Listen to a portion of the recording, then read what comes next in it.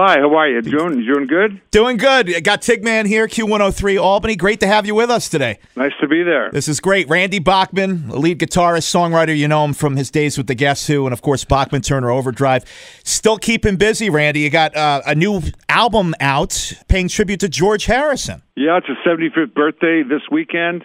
I'm playing B.B. King, so this album is celebrating George as a guitar player and a songwriter, and I've taken a dozen of his songs and redid them and put a new suit of clothes on his body of work, so to speak. And then I wrote my own song called Between Two Mountains, which kind of bookends the album. And I think it's me trying to say how George felt being in the Beatles, between the mountains of Lennon and McCartney, and showing up for a recording session with these guys who'd show up with 30 great songs each and try to get one of his songs in. But every time he did get a song in, it was real special for all the fans and for me, being a lead guitar player, because I got to sing his songs. Right. So I've sung these songs all my life, so it was real fun to get them, change them into minor keys and major keys and change the tempo a bit and redo them. It was just a lot of joy and fun. Now, the new album, it's called By George by Bachman? Yes. What made you come up with this project? Has George always been a big influence on you?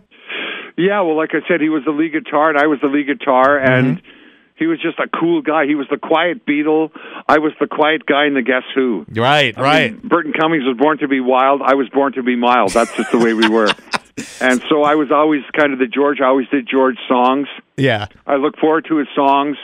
I celebrated John's 75th birthday a couple of years ago in Liverpool, and then I saw that George's 75th was coming up, and I thought, well, I'm going to do an album of his songs, and maybe I could go play Liverpool on his birthday. I'm not playing Liverpool, but I'm playing B.B. King's in New York, and that's just as good because the Beatles really happened in New York, on the Ed Sullivan Show and then Shea Stadium. So this was their launch point in the USA and basically for the world.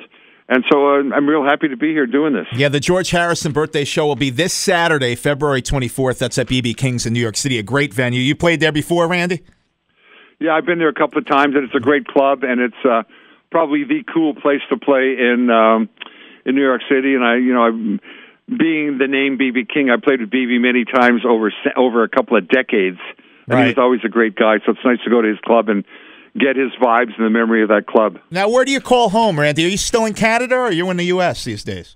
No, I'm in Canada, in the Toronto area. Oh, okay. All right. And you're a member of the Canadian Music Hall of Fame, correct? I think I'm a two-time member, once with the Guess Who, once with BTO. How important is it for you to become a member of the Rock and Roll Hall of Fame, the U.S. establishment of the Rock Hall? I gave that hope up a long time ago. What's your thoughts on that? I mean, you think of it more as a joke, like a lot of people do?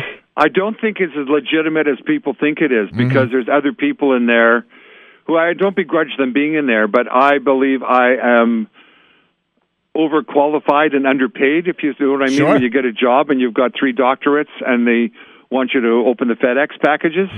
It's kind of like that with the rock and roll thing. I've been in 2 of the greatest bands out of Canada, sold 40, 50 million records, had many #1 albums and singles, and in the Rolling Stone list of best bands or best songs or guitar players, we never show up. Ridiculous. And I know that kind of is part of the Hall of Fame. It's nothing to do with the Cleveland Rock and Roll Hall of Fame. It's totally different. It's the New York version. Yeah. And there's been petitions floating around internet and radio stations for 2 decades on getting the Guess Who or BTO or even me alone in. Yeah. I don't think it'll ever happen, so I'm not losing any sleep over it. If it does happen, Randy, would you show up?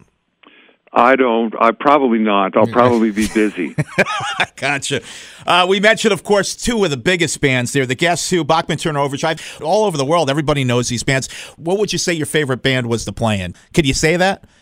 Whether it was the Guess Who or Bachman-Turner, Overdrive? Gee, I went to a great high school, and then I went to a great college. Or I went to a great high school and got thrown out for my senior year, and I went to another high school.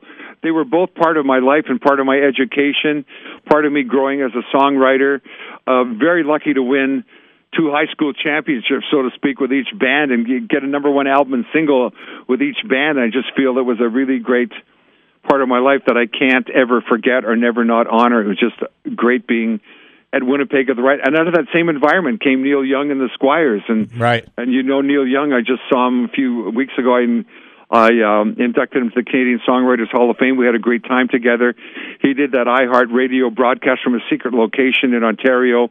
I found out where it was. He invited me down there. I went there and sat with him and and Daryl Hannah, and had a great time with him, and he did that broadcast around the world.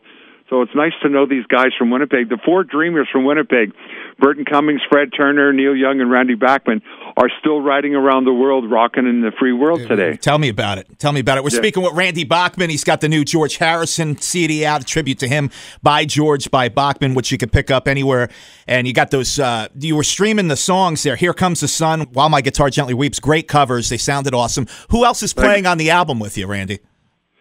In Guitar Gently Weeps, it's Walter Trout, who's a buddy of mine. We played together in the Jeff Healey Blues tribute a few years ago on Jeff Healey's 50th birthday to celebrate that. Nice. And I played on Walter's new album, which came out at #1 in Billboard about 6 months ago, and I played and sang on that song with him. That was the most played track. Yep. And so I asked him if he would play on mine. He was happened to be on tour in Europe, and I said, I'm getting near a deadline. He said, send me an MP3. So I said to him, he set up his laptop in a control room, took in a Mesa Boogie amp and blew the hotel room up and played the end solo there on While My Guitar Gently Weeps, and it is so amazing. It is. I said, Walter, I'm going to put on like an extra 2-minute ending, so just play all your licks, and I'll go back and comp them and edit them up. I never took out one lick. I just let it roll and roll and roll, and then I come back in the ending when the two of us are playing together. I would liken it to the feeling of the end of Guitar Gently Weeps with Harrison and Clapton playing on the Beatles version. It's just a wonderful moment for all guitar players to sit through. I get goosebumps and tears in my eyes when I hear it. It's awesome. You got together with Fred Turner back several years back. You had the Bachman and Turner project. You recorded some music. You went out and did some dates. You and Fred Turner still close? Is there talk of doing any more shows? We were so close. We played last Saturday in Orlando. How about that? 3 days ago. You're still doing it?